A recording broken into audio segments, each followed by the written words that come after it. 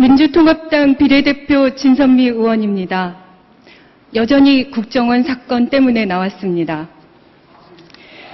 원세훈 전 국정원장이 오늘 아침 검찰에 소환되어 조사를 받고 있습니다. 검찰의 소환 조사를 통해 원세훈 전 원장의 불법 정치 개입과 국기문란 행위가 국민들 앞에 명명백백하게 드러날 수 있는 수사가 되기를 기대합니다. 검찰 수사는 다음과 같은 기준과 검증 포인트를 중요하게 다루어야 합니다. 첫째, 국정원의 불법 댓글 사건이 어떤 목적과 어떤 형태와 어떤 규모로 이루어졌는지, 누구의 지시에 따라 이루어졌는지에 대한 것입니다.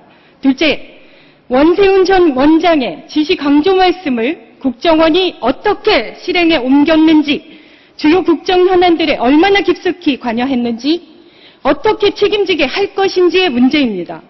마지막으로 경찰의 축소 은폐 수사, 부실 수사에 대한 검증 작업과 함께 책임 소재를 규명하고 김용판 전 청장이 어떤 의도로 터무니없는 중간 수사 결과를 발표하도록 했는지에 관한 것입니다.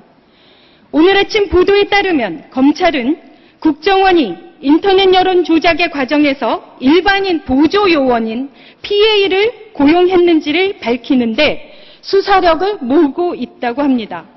지난 2월 일반인 이모 씨가 국정원 김 씨를 도와서 인터넷상에서 여론 조작 업무를 했다는 사실이 경찰에 의해 드러났을 때부터 이미 제기되었던 의혹입니다. 본 의원은 2월 행정안전위원회 현안 보고에서 IP 분석과 활동 패턴 등을 종합적으로 고려했을 때 단순히 한두 명의 국정원 직원에 의한 것이 아니라 대규모의 조직적 조력자들이 있을 것이라고 했습니다.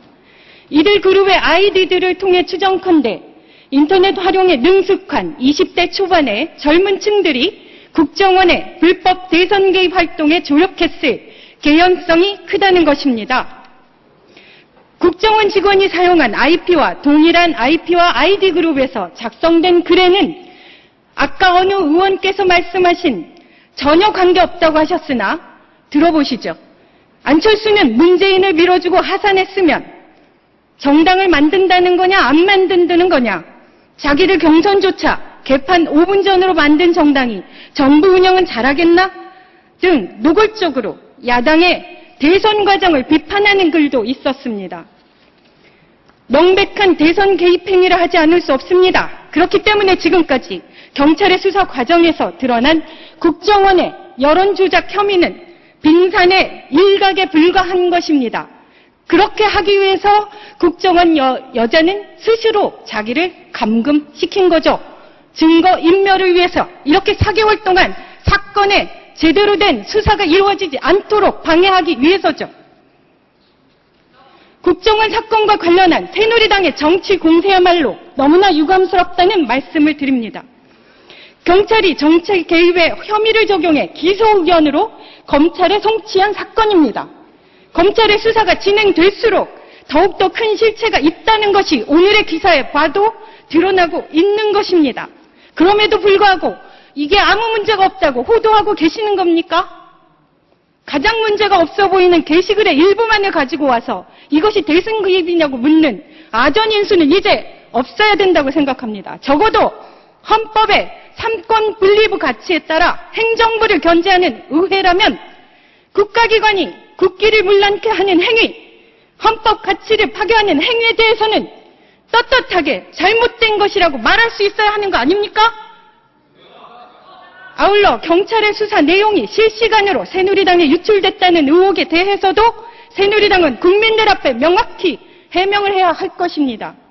지난 대선 과정에서 박근혜 당시 새누리당 후보는 국정원 댓글 주장 논란에 대해서 터무니없는 모략이다, 개인 오피스텔에 컴퓨터 한 대를 가지고 정치 공작을 한다는 것이 믿어지냐고 말씀하셨습니다. 지난 대선에서 국정원의 선거 개입을 부인하고 국정원 여직원의 인권 유린을 운운하며 야당과 야당 후보를 비판했던 박근혜 대통령은 지금도 침묵으로 일관하고 있습니다.